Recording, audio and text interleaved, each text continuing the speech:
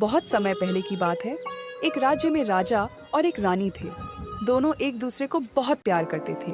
राजा के राज्य में चारों तरफ खुशहाली थी। राजा अपनी पत्नी से बहुत प्रेम करता था और धीरे धीरे समय बीत रहा था और राजा के दिन बड़े खुशी के साथ व्यतीत हो रहे थे। राजा की पत्नी समय रहते गर्भवती हुई और 9वें महीने में उन्होंने एक बेटी को जन्म दिया।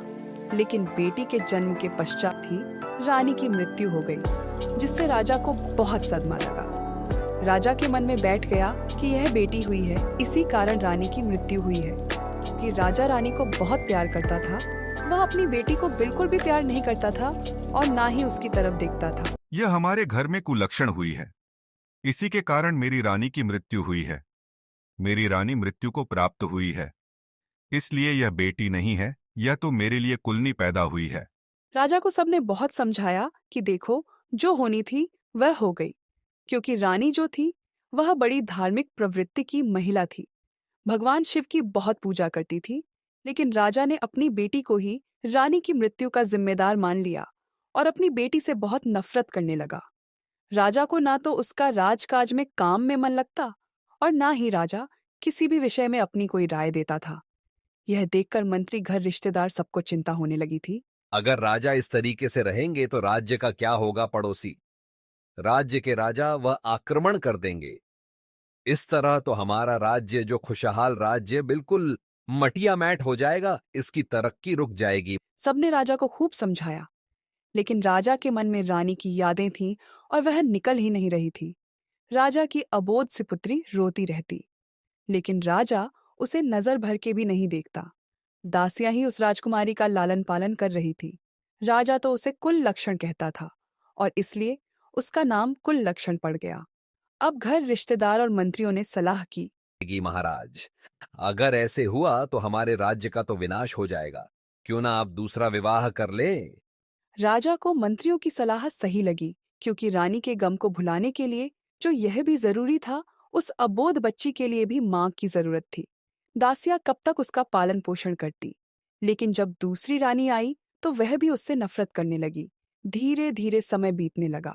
राजकुमारी अब 1 साल की हो गई और राजा तो उसे देखता ही नहीं था। राजा तो बस उससे नफरत करता और नफरत की नजरों से ही देखता था। इसका फायदा दूसरी रानी उठाती थी। अब दूसरी रानी पेट से हो गई। उसने भी एक कन्या को जन्म दिया। राजा बहुत खुश था। राजा ने खूब मिठाइयां बंटवाया, खूब अच्छे से उसका दूसरी राजकुमारी से हुई नामकरण संस्कार करवाया। उसका नाम राजा ने लक्ष्मी रखा और अब लक्ष्मी और कुलक्षणी दोनों ही साथ साथ पलने लगे। महाराज, दोनों बेटियां बड़ी हो गई हैं। इनके लिए कोई राजकुमार की तलाश करनी चाहिए। रानी, विवाह तो करना पड़ेगा और जितनी जल्दी हो जाए अच्छा है। इस कुलनी का साया हमारे महल से हट जाए तो अच्छा ही रहेगा। कुलक्षणी बड़ी है, पहले उसकी शादी कर दीजिए। उसकी शादी क्या करनी है? जैसे वह है वैसा ही उसके लिए लड़का देख दिया जाएगा। उसके लिए तो कोई अंधा भीख मंगा लड़का ही सही रहेगा। वह कहाँ राजमहलों के लायक है। जहां भी जाएगी वहां का बेड़ा अड़क कर देगी। यहाँ तो अपनी माँ होते ही खा गई, वहां भी न जाने क्या करेगी। हमें क्या क्या सुनने को मिलेगा। रानी, आप बिल्कुल ठीक कह रही हैं। कुलक्षणी बड़ी धार्मिक प्रवृत्ति की थी, क्योंकि उसकी माँ भी धार्मिक प्रवृत्ति की थी। वह भोले बाबा की बहुत पूजा पाठ किया करती थी और जो लक्ष्मी थी वह बड़े घमंड में रहती थी। राजा ने तुरंत ही अपने जोनई और ब्राह्मण को बुलवाया और अपनी सभा में उन्हें कहा, कुल्लनी के लिए अंधा वर देख कर आओ। अब नाई और ब्राह्मण कुलनी के लिए वर की तलाश में चल दिए। धीरे धीरे चलते चलते बहुत दूर एक गांव में पहुंचे। वहां उन्होंने देखा कि एक भिखारन थी, उसका एक बेटा था। दोनों माँ बेटे भीख मांग रहे थे। बेटा अंधा था। घर के नाम पर एक कूस की जो टूटी फूटी सी झोपड़ी थी। नाई और ब्राह्मण उसे देखकर खुश हो गए, क्योंकि उन्हें कई दिन हो गए थे। काफी समय लग गया था, जैसा वर राजा ने बोला था वैसा ढूंढने के लिए। आज उनकी नजरों के सामने ऐसा ही वर था। नाई और ब्राह्मण वो उस बिखरन के पास गए और उससे कहने लगे, माई, हम तेरे बेटे के लिए एक बहुत ही अच्छा रिश्ता लाए हैं। अरे क्यों भैया, मुझ भी कारण का मजाक उड़ा रहे हो? अरे भला मेरे अंधे बेटे से कौन विवाह करेगा? अरे माई, हम तुम्हारे बेटे के लिए बहुत ही अच्छा रिश्ता लाए हैं और वो भी राजमहल से लाए हैं। यह सुनकर तो भिखारिन को विश्वास ही नहीं हुआ। वो तो तुरंत राजी हो गई। राजमहल से बहू आएगी, चाहे वह कुछ भी ना लाए, कैसी भी हो, लेकिन राजमहल से तो नाता जुड़ ही जाएगा। इसके साथ कुलक्षण का रिश्ता तय करके नाई और ब्राह्मण अपने राज्य लौट आए और उन्होंने आकर राजा को सारी बात बताई। फिर राजा ने कहा, ठीक है, जैसा लड़का चाहिए था वैसा मिल गया। कुलनी का विवाह उस अंधे भिखारी के साथ कर दिया। दान दहेज के नाम पर उसे कुछ भी नहीं दिया। कुलकर्ण वहां से विदा होकर अपने ससुराल आई तो देखा वहां एक टूटी फूटी झोपड़ी है, बैठने के लिए भी सही जगह नहीं। आके भगवान से कहने लगी, हे भगवान, हे शंकर, भोले, क्या मेरी कैसी परीक्षा ले रहे हो? मेरे ही पति मिले, वह भी अंधा। कम से कम मेरी जीवन साथी अच्छा होता तो हम दोनों कुछ कमा कर लेते, लेकिन जो मेरे पति हैं वही मेरे लिए परमेश्वर है। अब मुझे जिस भी रूप में मिले हैं मैं हमेशा इसका साथ निभाऊंगी। उसकी सास और उसका पति भीख मांगते थे। जो 2-4 पैसे होते थे उन्हीं से घर का खाना बनता था। कितनी बार तो उन्हें भूखा ही सोना पड़ता था, लेकिन जो भी पैसे मिले उसने उससे खाना बनाया, अपनी सासू माँ और अपने अंधे पति को खाना खिलाया। जो बाद में बचा पीछे वह ग्रहण कर लिया और भोले बाबा की मर्जी मानकर उनके साथ बड़े प्रेम से रहने लगी। अपने साथ अपने पति की सेवा करने लगी और उसने उन्हीं में सुख तलाशने की कोशिश की। राजा साहब को लक्षण का तो विवाह हो गया, उससे तो हमें छुटकारा मिल गया, लेकिन हमारी लक्ष्मी बिटिया के लिए भी कोई अच्छा सा वर ढूंढ दीजिए। राजा ने अपनी नाई और ब्राह्मण को बुलवाया और कहा, एक बहुत ही सुंदर और अच्छे राज्य का राजकुमार तलाश करो हमारी लक्ष्मी बिटिया के लिए। नाई और ब्राह्मण वो लक्ष्मी के लिए वर ढूंढने चल दिए और एक चक्रवर्ती राजा के यहाँ पहुंचे। और लक्ष्मी क्योंकि दिखने में सुंदर भी थी और वहां पर जो राजकुमार था वो था और वह भी चक्रवर्ती सम्राट बनने वाला था, इसलिए उन्होंने वहां पर लक्ष्मी का रिश्ता तय कर दिया। समय से बारात आई, राजा ने खूब दान दहेज दिया, लक्ष्मी को बड़े शान शौकत के साथ विदा किया। कुलक्षण उधर अपने जैसे तैसे दिन काट रही थी और लक्ष्मी तो ऐशो आराम से आई थी और रानी ही बनकर ही रही। एक दिन कुलक्षण की सासू माँ कुछ पैसे भीख मांगकर लाई तो कहने लगी कि माँ जी, ये भीख मांगना हमें अच्छा नहीं लगता, इससे अच्छा है कि हम कोई काम कर ले माँ जी। अरे बेटी, तू तो मेरे घर की लक्ष्मी है, तू जो कहेगी मैं मान लूंगी। इन पैसों से मैं कुछ खरबूजे खरीद कर लाती हूँ। गर्मियों का समय है, खरबूज और तरबूज इस मौसम में बहुत बिकते हैं, मैं उन्हें बेचूंगी। आप भीख लेने जाती हो, 10 लोग आपको ठुकराते हैं, कोई एक तो तरस खाकर भीख देता है। मुझसे यह देखा नहीं जाता है कि लोग आपका अपमान करें, इसीलिए आज से आप घर पर रहिए। ठीक है, जैसा तुम कहो। अब उन पैसों के जो भी थे उसने एक ढलिया ली और उसमें कुछ तरबूज और खरबूजे रख लिए, लेकर चल दी जंगल के रास्ते पर। एक मंदिर था, उसी मंदिर के सामने जाकर बैठ गई। हाथों ही हाथ लक्षण के खरबूजे और तरबूज बिक गए और उसके पास सिर्फ 2 खरबूजे रह गए थे। उसी समय संयोग से माता पार्वती और महादेव जी उसी रास्ते से गुजर रहे थे। माता पार्वती कहने लगी, शंकर जी, खरबूजे की महक यहाँ तक आ रही है, मुझे तो खरबूजा खाना है महादेव। अरे पार्वती, तुम भी किस चक्कर में पड़ रही हो? चलो कैलाश चलते हैं। तुमने कहा था कि मुझे पृथ्वी पर भ्रमण करना है, पर मैं तुम्हें घुमाने के लिए ले आया। तुमने कौन सी रट लगा ली? मुझे तो उस रास्ते से जाना है। देखिए, उधर खरबूजे की बड़ी अच्छी खुशबू आ रही है। कैसे ताजी ताजी उसके पास खरबूजे हैं। वो तो आपकी भक्त है। पार्वती माता और भोले बाबा पहुंच गए कुलक्षण के पास। कुलकर्ण के पास 2 खरबूजे थे। जाकर कहने लगी, बिटिया, हम भूखे हैं, क्या हमें कुछ खाने को खरबूजा मिलेगा बिटिया? हाँ माँ, आप बैठो। उसने भोले बाबा और मैया पार्वती के बने बूढ़े लोगों को पानी पिलाया, आराम से बिठाया और जो 2 खरबूजे उसके पास बचे हुए थे वो उन्हें खाने को दिए। तो पार्वती मैया कहने लगी, हमारे पास तो तुम्हें देने के लिए कुछ भी नहीं है, हम कहाँ से पैसे देंगे? हमने तो खरबूजे खा लिए। कोई बात नहीं माँ, आज मैं तरबूज बेचने आई थी और भोले बाबा की कृपा से मेरी सारी खरबूजे बिक गए। अब मेरे पास सिर्फ 2 खरबूजे शेष बचे थे। अगर आप इन्हें खा भी लिए, मैं धर्म पुण्य हूँ। आप तो बूढ़ी माँ हैं, मेरी कोई माँ नहीं है और आपने मुझसे इतना प्यार से बेटी कहा है। बेटी शब्द सुनने के लिए तो मैं तरस गई थी। कभी मेरे पिता ने भी मुझे बेटी का प्यार नहीं दिया माँ। अच्छा बेटी, अब हम चलते हैं।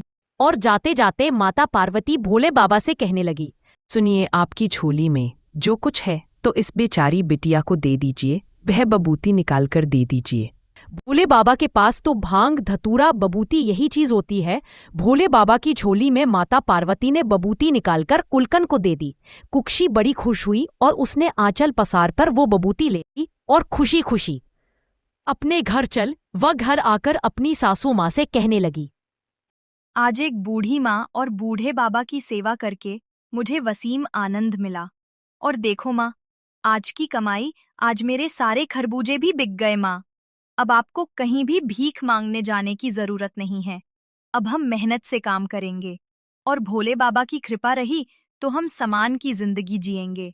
हमें भीख नहीं मांगना माँ। बेटा, मैं तो तुझ जैसी बहू पाकर निहाल हो गई। मैंने तो कभी सोचा भी नहीं था कि मेरे बेटे का विवाह भी होगा, लेकिन मुझे पता नहीं था मेरे बेटे के नसीब में इतनी संस्कारी बहू लिखी थी। मैं तो भगवान की बहुत ही श्रेणी हूँ कि भगवान ने मेरे बेटे की किस्मत में तुम्हें लिख दिया। आज एक बूढ़े बाबा और बूढ़ी अम्मा आई थी। उन्होंने मुझे ये भभूति दी है। इसका मैं क्या करूं? एक काम करो, घर के चारों कोने में इसे बुरक दो और जो बचे उसे कुछ संदूक में रख दो और पूरे घर में से छिटका दो। बाकी का जो हमारा तुलसी का गमला उसमें डाल दो। ठीक है माँ जी। शाम होते ही कुलश्री ने चारों कोनों में उस भभूति को छिटक दिया और जो बची उसे तुलसी के कमरे में रख दिया, कुछ संदूक में रख दी। रात को खाना बनाया, खाना खाकर अपनी सासू माँ को खिलाया और अब अपने पति को खिलाया। फिर खुद खाके घर की साफ सफाई करके सो गई। सुबह उठी तो क्या देखती है कि उसकी झोपड़ी की जगह तो बहुत सुंदर महल बन गया। हीरे मोती चमक रहे हैं, अन्न और धन से उसका घर भरा हुआ है। ये देखकर तो उसको बड़ा अचंभा हुआ। वह दौड़ी दौड़ी अपनी सास के पास पहुंची और कहने लगी, उठिए माँ जी, उठिए, देखिए क्या चमत्कार हो गया। उसकी सासू माँ की आंख खुली तो उसने अपने घर को पहचान में नहीं आ रहा था और वो कहने लगी, अरे कुलक्षण, क्या हम तेरे मायके आ गए? आज तक तो तेरे पिता ने कभी मुड़कर देखा नहीं, लेकिन मैं सोई हुई थी तो मुझे यहाँ लेकर आ गई तू। नहीं माँ जी, ये मेरे पिता का घर नहीं, ये तो हमारा घर है। देखिए, शायद ये भोले बाबा की और माता पार्वती की अनुकंपा हुई है। उन्हीं की कृपा से हमारे भाग बदल गए हैं। देखो, शायद वे बूढ़े बाबा और बूढ़ी माँ कोई और नहीं, साक्षात भोले बाबा और माता पार्वती थे, जिनको मैं पहचान नहीं पाई। उसकी सासू माँ ने कुलक्षण का धीरज बंधाया। तभी उसके पति की आंख खुली तो वह चिल्लाते हुए बोला, माँ देखो, मुझे सब कुछ दिखाई दे रहा है, अब मैं अंधा नहीं रहा। तो कुलक्षण का खुशी का ठिकाना नहीं रहा। उसकी पति की आंखें आ गईं और उसे क्या चाहिए था, अब उसका पति भी किसी राजा से कम नहीं था। जब इतनी बड़ी कृपा हुई है तो क्यों ना हम एक अच्छा सा भोले बाबा और माता पार्वती की शिव चर्चा करवाएं, जिससे कि लोगों को बुलवाएं, अपने नाते शिद्दारों को बुलवाएं और भंडारे कराएं। बेटी, मेरे घर की तो तू लक्ष्मी है, जैसा तू करना चाहे वैसा कर। अब उसने अपने घर में एक कथा रखी। उसने सब रिश्तेदारों को नौते भिजवाए, अपनी मायके में भिजवाए और अपनी बहन के घर भी भिजवाया। अब सब उसकी कथा में आए, लेकिन उसके पिता तो अपनी करनी पर बड़े शर्मिंदगी महसूस हो रही थी। उसके पिता और उसकी सौतेली माँ, उन दोनों को बड़ा अफसोस था, क्योंकि जब कुललक्ष्मी की और लक्ष्मी की शादी हो गई थी तभी उसके पिता कौड़ी हो गए थे। और कौड़ी रोग ऐसा था कि उससे ठीक नहीं हो रहा था, जिससे उनका राजपाट भी धूमिल होता जा रहा था।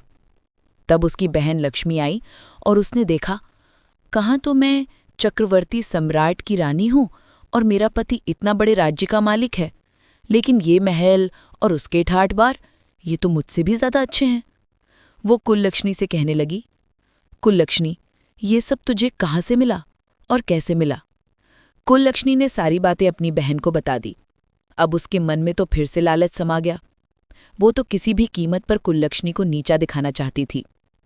अब कुललक्ष्मी से पूछकर उसकी बहन ने अपने पति से कहा, देखो जी, मैं भी खरबूज बेचने जाऊंगी। अरे लक्ष्मी, ये कैसी बातें कर रही हो? हमारे राज्य में किसी प्रकार की कोई कमी नहीं है। अरे वो तो तेरी बहन इतनी गरीब थी, उसकी सच्ची श्रद्धा और भक्ति देखकर उस पर भगवान ने कृपा की है। तू क्यों जलन के मारे मरी जा रही है? तेरे पास किस चीज की कमी है लक्ष्मी? नहीं जी, मुझे तो खरबूजे बेचने जाना ही है। लक्ष्मी खरबूजे की एक दलिया लेकर बेचने के लिए मंदिर के पास बैठ गई। उस दिन भी माता पार्वती और भोले बाबा आ रहे थे। खरबूजे बड़े ही ताजा ताजा थे। पार्वती मैया भोले बाबा से कहने लगी, देखिए जी, मुझे खरबूजे खाने का मन कर रहा है। भोले बाबा ने बहुत समझाया, लेकिन पार्वती जी तो मानी ही नहीं। उन्हें तो लक्ष्मी के खरबूजे पसंद आ रहे थे। अब उन्होंने फिर से बड़े का भेष बनाया और एकदम से भिखारियों जैसा कटे फटे कपड़े पहनकर पहुंच गई लक्ष्मी के पास। उस दिन उसके पास एक खरबूजा भी नहीं बिका।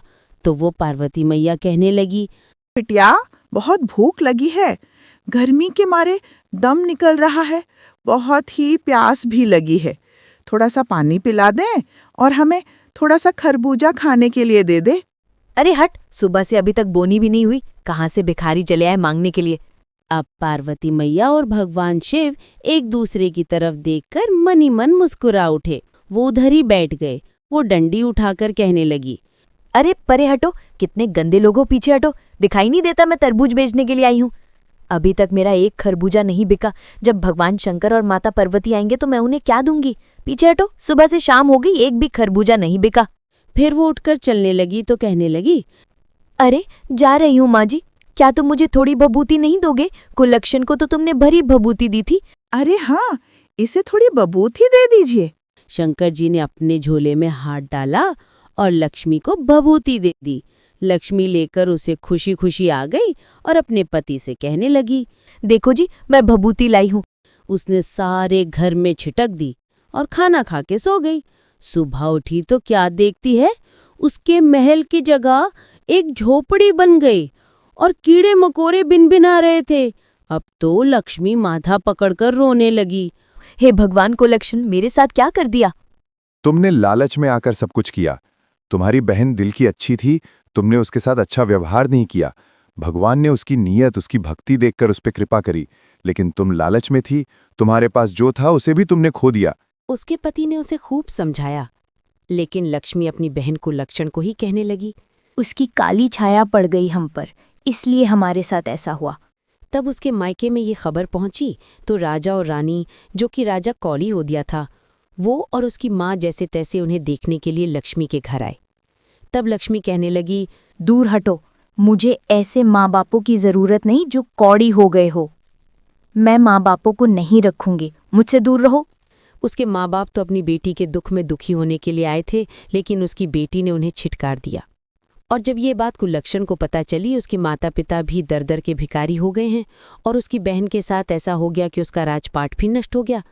तो वो कुलक्षण अपने पति के साथ आई और अपना आधा धन देकर अपनी बहन का राजपाट बचवाया और अपने माता पिता को अपने साथ ले गई।